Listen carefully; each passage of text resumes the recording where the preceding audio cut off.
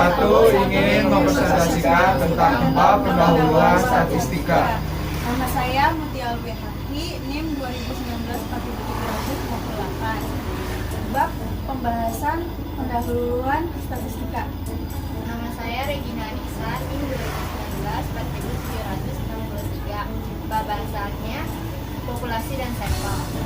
Nama saya Yudi Alfiansa, NIM 2019-4755, akan menjelaskan tentang skala pengukuran. Nama saya Nazira Sanu Amali, NIM 2019-47059, bab pembahasan pengertian data statistika. Nama saya Panggalia Jimateno, NIM 2019-47001, akan menjelaskan tentang klasifikasi data. Selamat menyaksikan.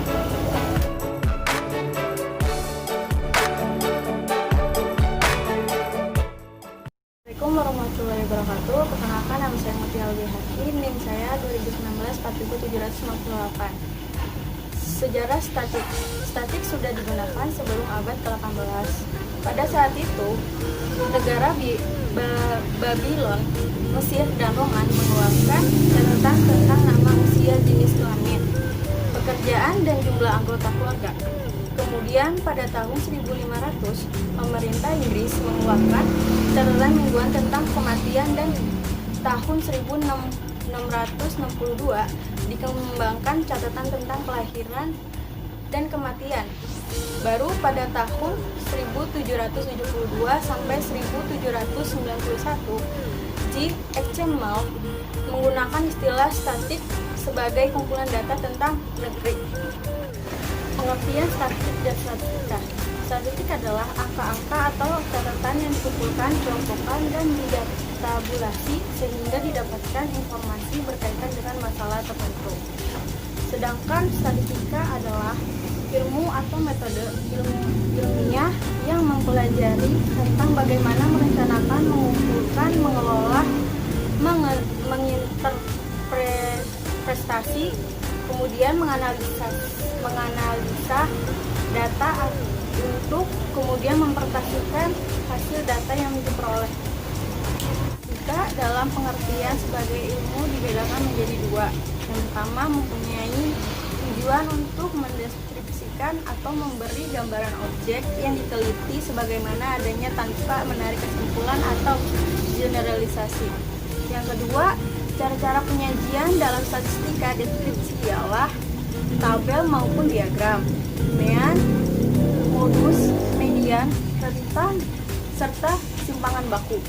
Contohnya masalah statistika deskriptif, yaitu tabulasi data, diagram QP, diagram balok, dan grafik perkembangan harga dari tahun ke tahun.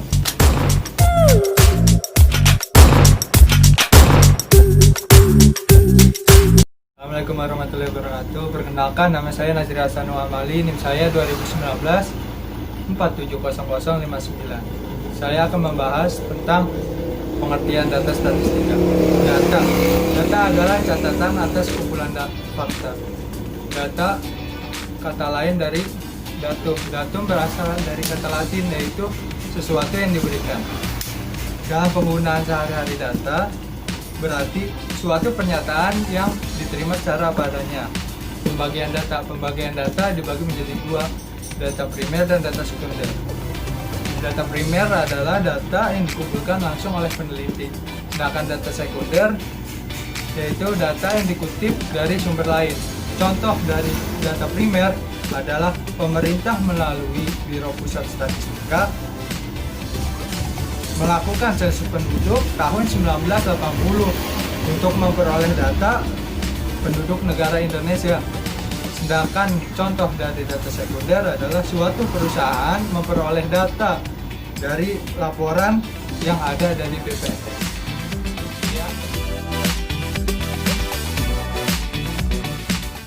Kenalkan, nama saya Panggalia Jimateno, NIM saya 2019-47061.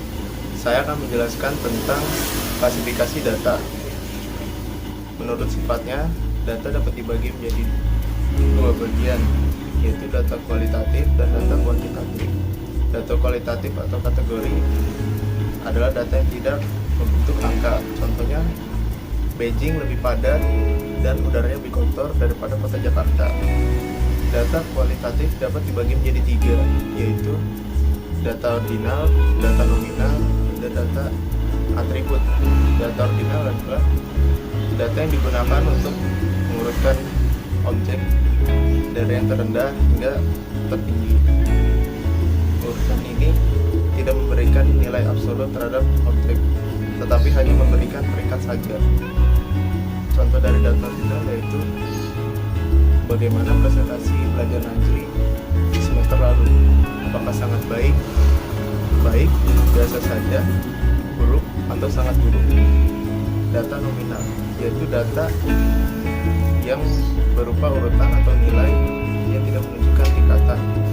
Misalnya, apa warna favorit Regina? Merah, kuning, hijau, biru, atau ungu. Yang ketiga, data atribut yaitu data yang memberikan keterangan atau tanda pada suatu data. Misalnya, nama, NIM, dan jurusan.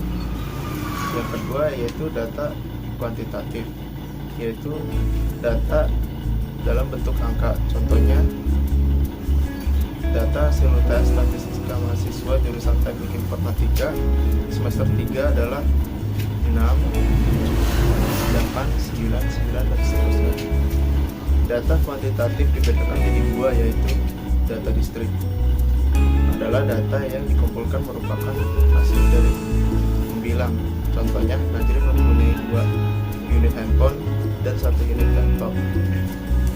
Yang kedua, data kontinu adalah data yang diperoleh dari hasil pengukuran. Contohnya, berat badan siswa SD kelas 6 Kartini 01 pagi adalah 40 kg, 40 kg, 36, dan 39. Pengumpulan data yaitu dibagi menjadi 2. Yang pertama adalah cross section, yaitu pengumpulan data dalam waktu tertentu. Contohnya tahun 1999 dan tahun 2010. Time series yaitu pengumpulan data berdasarkan tahun yang lalu. Contohnya tahun 2000 sampai 2012 untuk meramalkan tahun depan.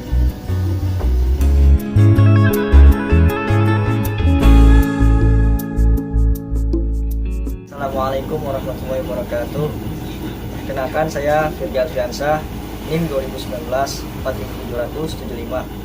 Pada kesempatan kali ini saya akan menjelaskan tentang skala pengukuran dalam statistika.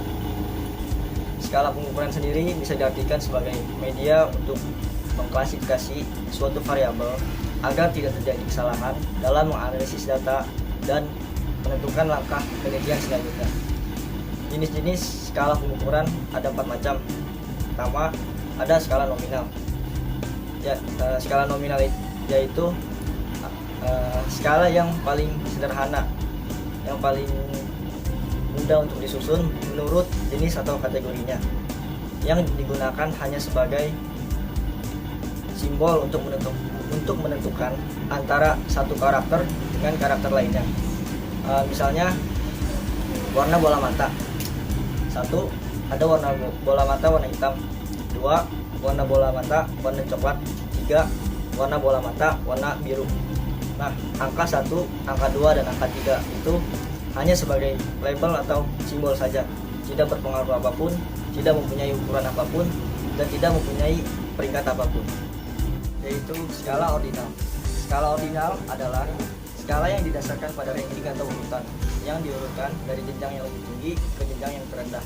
Sebagai contoh, dalam hal pembobotan nilai, nilai A mempunyai bobot angka 100, nilai B mempunyai bobot angka 80, dan nilai C mempunyai bobot angka 60, dan nilai D mempunyai bobot angka 40. Yang ketiga, skala interval. Skala interval ialah skala yang menunjukkan jarak antara data yang satu dengan data yang lain dan mempunyai bobot yang sama. Sebagai contoh, yaitu penilaian kepuasan seseorang terhadap suatu pelayanan jasa yang diberi skala 1 sampai 5, di mana nilai 1 yaitu sangat tidak puas, nilai 2 tidak puas, nilai 3 biasa saja, nilai 4 puas, dan nilai 5 sangat puas. Skala yang keempat adalah skala rasio. Skala rasio adalah skala pengukuran yang mempunyai nilai 0 mutlak dan mempunyai jarak yang sama. Sebagai contoh, ada mahasiswa A mempunyai berat badan 50 kg dan ada mahasiswa B mempunyai berat badan 100 kg. Maka dari itu, perbandingan skala rasio dari kedua mahasiswa tersebut adalah 1:2.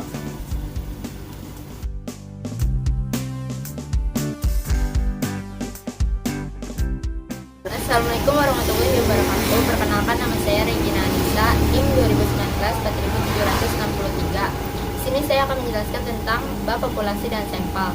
Populasi adalah keseluruhan objek atau subjek yang mencakup suatu wilayah dan memenuhi syarat karakteristik dalam suatu penelitian. Populasi biasa dilambangkan dengan huruf N besar. Sementara pengertian sampel adalah bagian dari populasi yang diperoleh dengan cara tertentu untuk menjadi wakil dari populasi tersebut. Sampel adalah dilambangkan sebagai N kecil. Contoh kasus dari populasi dan sampel adalah kasus pemilu pada saat sebelum ataupun sesudah perhitungan quick count. Sebagai contoh, populasi adalah seluruh rakyat Indonesia yang dimana sebagai syarat warga negara Indonesia yang memiliki KTP yang sudah berumur 17 tahun dan terdaftar pada daftar pemilih tetap.